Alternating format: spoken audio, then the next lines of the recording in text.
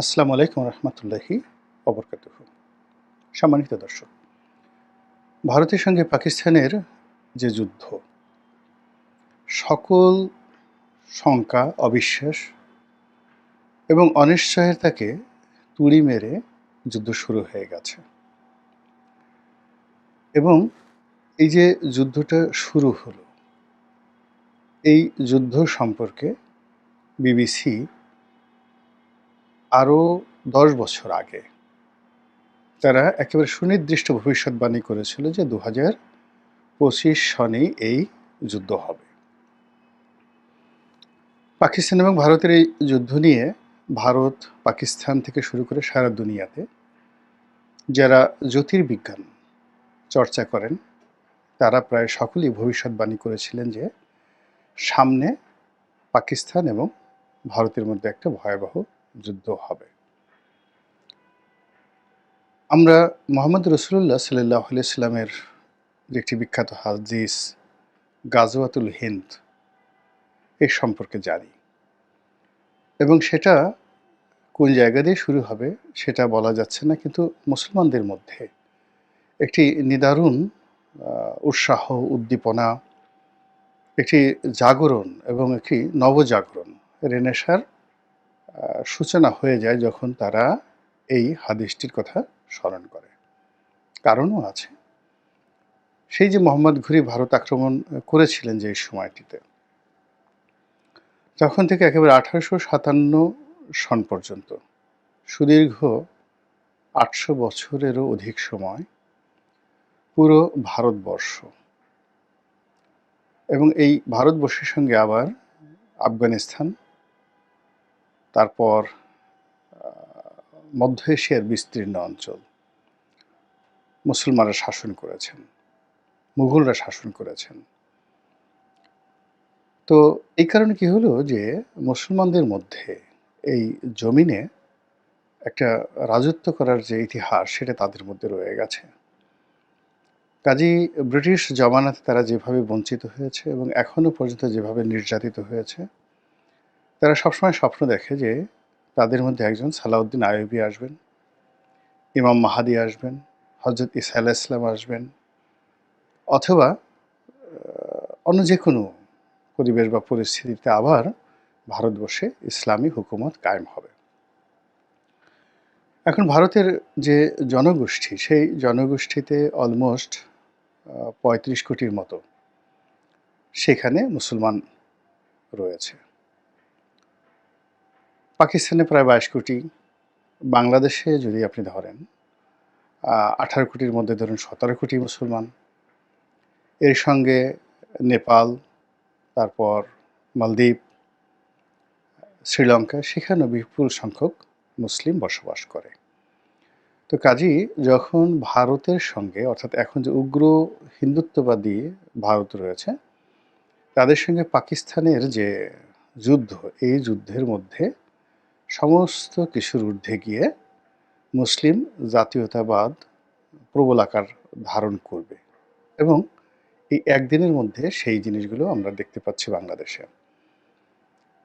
বাংলাদেশের মানুষ সাধারণত পাকিস্তান বিরোধী সেই মহান মুক্তিযুদ্ধের কারণে প্রচণ্ড ঘৃণা, কিন্তু এই যুদ্ধে সবাই, হাতে গোনা নয়, ঠিক যারা আওয়ামী লীগ করেন তাদের কথা আলাদা, বেশিরভাগ মানুষ তারা চাচ্ছে যে এই যুদ্ধে পাকিস্তান বিজয়ী হোক।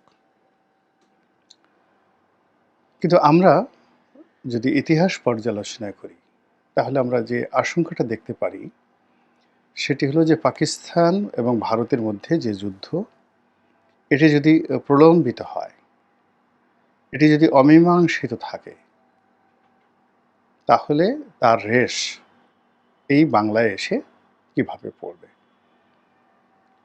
আমি গত প্রায় সপ্তাহখানেক ধরে খুঁটে খুঁটে খুঁটে খুঁটে বাংলার ইতিহাস পড়ছিলাম, এবং বাংলাদেশের যে ভৌগোলিক অবস্থান, সেই ভৌগোলিক অবস্থান এখন যেটি আছে সেটি, তার সঙ্গে বিহার, উড়িষ্যা, আসাম, ত্রিপুরা, তারপর পশ্চিমবঙ্গ, বিশেষ করে মুর্শিদাবাদ, তো এই এলাকার যে হাজার বছরের একটা রাজনৈতিক সমীকরণ, সেই সমীকরণের সঙ্গে দিল্লির যে বিরোধ, সেই বিরোধ নিয়ে আমি পড়াশোনা করার চেষ্টা করছি এবং লক্ষ্য করলাম যে ঘুরে ফিরে ৫০ বছর, ১০০ বছর, ৬০ বছর, ৭০ বছর পর ঠিক একই জায়গায় একই কারণে একই সমস্যা তৈরি হয়। যেমন সুলতানি জমানাতে মুহাম্মদ বিন তুগলকের সময় এই বাংলাকে, মানে আমাদের এই বর্তমানে বাংলাকে ৩ টা ভাগে বিভক্ত করে ফেলে। তো উত্তর আ বঙ্গ এটি মূলত একটি রাজ্য, অর্থাৎ রংপুর, দিনাজপুর, রাজশাহী এবং মুর্শিদাবাদ। এটি একটা এলাকা। মধ্য অঞ্চল সেটা সোনারগাঁকে কেন্দ্র করে একটি এলাকা। আর চট্টগ্রাম, বরিশাল, দক্ষিণাঞ্চল এটাকে আলাদা একটা এলাকা। এভাবে ৩ টি ভাগে তারা বিভক্ত করত। তো সেই বিভক্ত করে দিল্লি যতবারই এখানে আক্রমণ করেছে, যেমন যখন গুজরাট থেকে এসে চোল সম্রাটরা আক্রমণ করেছিল, তখন এটি মুর্শিদাবাদের দিকে আক্রমণ করেছিল পাল সম্রাটদের সময়, দ্বিতীয় মহিপালের জামানাতে ১১২৪ খ্রিস্টাব্দে। আবার মুঘল সম্রাটরা যখন আক্রমণ করেছেন, তখন এই সোনারগাঁই ঢাকাতে এসেছেন। কিন্তু সুলতানি আমলে পরপর ২ বার আক্রমণ হয়েছে। প্রথমবার আক্রমণ হয়েছে সেই ফিরোজ শাহ তুগলক পরপর ২ বার আক্রমণ করেছেন। গিয়াসউদ্দিন বলবনও পরপর ২ বার আক্রমণ করেছেন এই বাংলা। তো ফিরোজ শাহ তুগলক যে আক্রমণটা করেছেন, এটা এই দিনাজপুরের এই এলাকাতে, যেখানে আমরা এখন শিলিগুড়ি করিডোর বলছি, চিকেন নেক বলছি। এবং অবাক করার ব্যাপার হলো যে বাংলার ৩ জন নামকরা বাদশা ছিলেন ইলিয়াস শাহী বংশের। তো ইলিয়াস শাহী বংশের ইলিয়াস শাহ, সিকান্দার শাহ, এবং তাদের সিকান্দার শাহের ছেলে হলো প্রথম জন হলো শামসুদ্দিন ইলিয়াস শাহ, দ্বিতীয় জন সিকান্দার শাহ, তৃতীয় জন হলো গিয়াসউদ্দিন আজম শাহ। তো গিয়াসউদ্দিন আজম শাহের সময় তাদের একটা যুদ্ধ হয়েছিল, সেটা আর একটা প্রেক্ষাপট। কিন্তু মুহাম্মদ বিন তুগলকের পরে যিনি আসেন, গিয়াসউদ্দিন ফিরোজ শাহ তুগলক, তিনি যে ২ বার আক্রমণ করেন বাংলাদেশ, তখন ২ বারই আমাদের এই দিনাজপুর অঞ্চলে একটা বিশাল দুর্গ ছিল, অনেকটা শহরের মতো। তো ব্রহ্মপুত্র এবং করতোয়া এই ২টি নদীর মোহনায়, মানে ওই দুর্গে যেতে হলে ২টো মোহনা ছিল, আর পিছনে ছিল বিস্তীর্ণ জঙ্গল। আজকের দিনে যারা আছে তারা সবাই পিছনে শিলিগুড়ি বা এরকম এলাকার কথা চিন্তা করেন, আর এইদিকে করতোয়া, ব্রহ্মপুত্র, যেখানে আমরা তিস্তা ব্যারেজ, এরকম একটা এলাকাতে বিশাল এক দুর্গ ছিল, নাম ছিল একডালা দুর্গ। তো সেই একডালা দুর্গে তারা প্রথমে পিতা মানে শামসুদ্দিন ইলিয়াস শাহ, পরে যিনি আছেন তিনি এখানে আশ্রয় গ্রহণ করে মানে সুলতানি আমলের সেই আক্রমণ থেকে নিজেদেরকে রক্ষা করেছিলেন। তো সবসময় উত্তরবঙ্গটিকে বাংলার যারা শাসক, সেটা ইলিয়াস শাহী বংশ বলেন, হোসেন শাহী বংশ বলেন, পালেরা বলেন, পাল সম্রাটরা, সেন বংশ বলেন তারা, তারপরে শশাঙ্ক তারা, যেই সময়টাতে বাংলা খুব শক্তিশালী ছিল, সবসময় উত্তরবঙ্গকে তারা একটা দুর্গ হিসেবে গড়ে তুলেছিল। কিন্তু আমরা এই স্বাধীনতার পরে বিভিন্ন কারণে উত্তরবঙ্গকে কখনোই দুর্গ হিসেবে গড়ে তুলিনি। ফলে এই যে এই সময়টিতে এসে সৈয়দপুরে যে একটা ঘাঁটি, বিমান ঘাঁটি, যেটা ব্রিটিশ জামানাতে তৈরি করেছিল, এই কারণ হলো ব্রিটিশরা যখনই কোনো একটা সিদ্ধান্ত নিতেন, তারা ১০০০ বছরের একটা ইতিহাস দেখে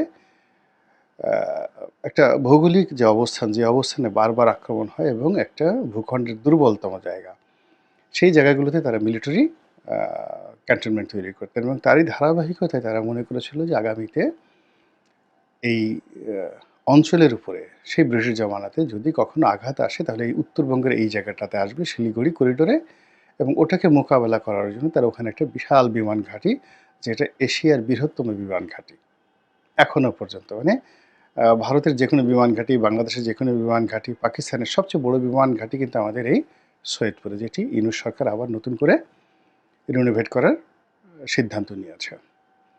এখন এই যে শিলিগুড়ি করিডর, এই করিডর এই ভারত পাকিস্তান যুদ্ধের এই সময়টিতে মারাত্মক ঝুঁকির মধ্যে পড়ে যাবে।